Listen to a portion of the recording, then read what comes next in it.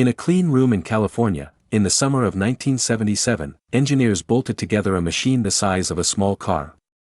It carried cameras, antennas, and a gold-plated record. Nobody in that room knew they were building the most distant object humanity would ever create. On September 5, 1977, Voyager 1 lifted off from Cape Canaveral on a Titan Centaur rocket.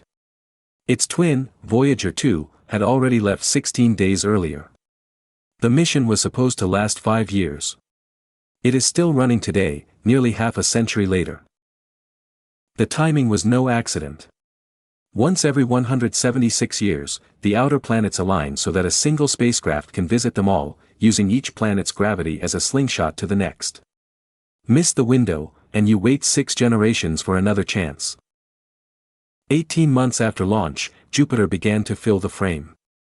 The largest planet in the solar system, 318 times the mass of Earth, guarded by a magnetic field that would kill an unshielded human in minutes. Voyager's cameras caught the Great Red Spot in motion for the first time. A storm twice the width of our entire planet, spinning for at least 300 years, with winds above 400 kilometers per hour. It was not a painting in a textbook anymore. It was weather, happening live. Then came the discovery nobody predicted. On Jupiter's moon Io, a navigation engineer named Linda Morabito noticed a strange crescent rising off the edge of the disk. It was a volcanic eruption, 300 kilometers tall. Io became the first world beyond Earth ever seen erupting. Europa, the next moon over, showed the opposite face. A shell of smooth ice, crisscrossed by dark fractures, hiding what scientists now believe is a saltwater ocean with more liquid water than all of Earth's seas combined. Voyager took the first close look at a world we may one day search for life. In November 1980, Voyager 1 reached Saturn. The rings resolved into thousands of individual strands, braided and kinked in ways that physics said should not exist. Some of those structures took decades to fully explain. The rings themselves turned out to be almost nothing. Hundreds of thousands of kilometers wide, but in places only 10 meters thick. If you scaled Saturn's rings down to the size of a football field, they would be thinner than a sheet of paper. At Saturn, the two spacecraft said goodbye to each other. Voyager 1 traded the rest of the planets for a close pass of Titan, the only moon in the solar system with a thick atmosphere. The flyby bent its path up and out of the plane of the planets, forever. Voyager 2 flew on alone. In January 1986, it became the first and still the only spacecraft to visit Uranus, a pale blue world tipped completely on its side, orbiting the Sun like a rolling ball. Uranus's small moon Miranda stole the show. Its surface looks like a world that was shattered and glued back together, with cliffs 20 kilometers tall.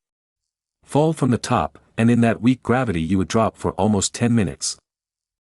3 years later, in August 1989, Voyager 2 reached Neptune. 4.5 billion kilometers from home, it threaded a path just 5,000 kilometers above the cloud tops. The signal took over 4 hours to reach Earth, traveling at the speed of light. Neptune should have been quiet. It receives 1,000 times less sunlight than Earth. Instead, Voyager found the fastest winds in the solar system, 2,100 kilometers per hour, and a dark storm the size of our planet. On Neptune's moon Triton, geysers of nitrogen erupted from a surface at -235 degrees. Even at the edge of the solar system, the worlds refused to be dead. Then, in February 1990, came the photograph. Past Neptune, Voyager 1 turned its camera back toward the Sun and captured Earth from 6 billion kilometers away. Our entire planet fit inside a single pixel. A pale blue dot, suspended in a sunbeam. Carl Sagan, who fought for that picture, put it simply. Everyone you love, everyone you know, everyone who ever lived out their lives on that pixel. No image in history has done more with less. Both Voyagers carry a message for whoever finds them. The Golden Record, a gold-plated copper disc holding 115 images, greetings in 55 languages, the sound of rain, a heartbeat, and 90 minutes of music, from Bach to Chuck Berry. The record's cover is a map. It shows the location of our Sun relative to 14 pulsars, precise enough that any civilization that finds it could trace the spacecraft back to us. It is expected to remain readable for over 1 billion years. Longer than Earth's continents will keep their current shape. In 2012, Voyager 1 crossed the heliopause, the boundary where the sun's wind gives way to the gas between the stars. For the first time, a human-made object was sailing in interstellar space. Voyager 2 followed in 2018. Today, both spacecraft still whisper home through NASA's Deep Space Network, from more than 20 billion kilometers away. Their nuclear power sources fade a little every year. One by one, the instruments are being switched off to save heat. Sometime in the next few years, the signal will stop. But the journey will not. In about 40,000 years, Voyager 1 will drift within 2 light-years of a star called Gliese 445. Long after our cities are dust, 2 small machines from 1977 will still be out there, carrying a record of music and heartbeats. The farthest things we have ever touched, and the longest letter we have ever written. There is a detail in that record worth pausing on. The music was chosen by a committee that argued for months. Bach appears 3 times. There is Beethoven, and a Navajo night chant, and a Peruvian wedding song, and Blind Willie Johnson singing with no words at all. And there is Chuck Berry, Johnny B. Good, which one committee member called adolescent. Carl Sagan's reply was that there are adolescents on this planet too. The images are stranger still. A woman in a supermarket. A man eating. An X-ray of a hand. Fetal development. A page of a book. Someone drinking, licking, and eating, in 3 frames, because the committee could not assume a reader would understand what a mouth was for. Powering all of this is not sunlight. Past Jupiter, the sun is too faint to be useful. Each Voyager carries 3 radioisotope thermoelectric generators, blocks of plutonium-238 whose natural decay produces heat, and that heat is converted directly into electricity. No moving parts to wear out. It is why they have run for half a century.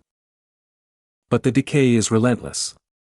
Each generator loses about 4 watts of output every year. When they launched, the pair produced roughly 470 watts. Today it is under 220. That is the real countdown, not distance, not damage, but a slow, arithmetic fade that no engineer on Earth can reverse. So the mission has become a series of amputations. The cameras were switched off in 1990 to save power, shortly after the pale blue dot. Heaters have been shut down one by one, and instruments have kept working at temperatures far below anything they were tested for. In 2024, engineers turned off systems they had hoped to keep for years. There is also the problem of who is left to talk to them. The software was written in a language almost nobody uses now. The engineers who built the spacecraft are retired or gone. A small team maintains handwritten notes and decades-old documentation, translating between a machine from 1977 and the people who inherited it. And there was one more crisis. In late 2023, Voyager 1 began sending back meaningless data, a repeating pattern with no information in it. Over 5 months, engineers traced the fault to a single failing chip, rewrote the affected code, and squeezed it into other parts of a memory the size of a modern email. From 24 billion kilometers away, they fixed it. When the last instrument finally goes quiet, nothing about the journey changes. There is no friction out there, nothing to slow them, nothing to stop them. Both spacecraft will keep the exact speed they have now, carrying their records, until long after the sun itself has changed beyond recognition.